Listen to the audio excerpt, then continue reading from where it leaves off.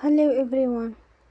Today we talk about how to hook it up of release of the month. Here we go to settings. Then we click on apps. After that we search the app release of the month and we click.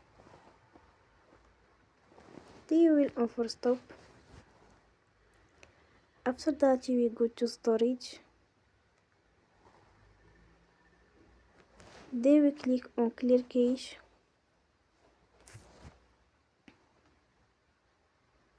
In the end, you will turn off your Wi-Fi and you will turn again. Don't forget to support us by like and subscribe. See you next time and thank you for watching.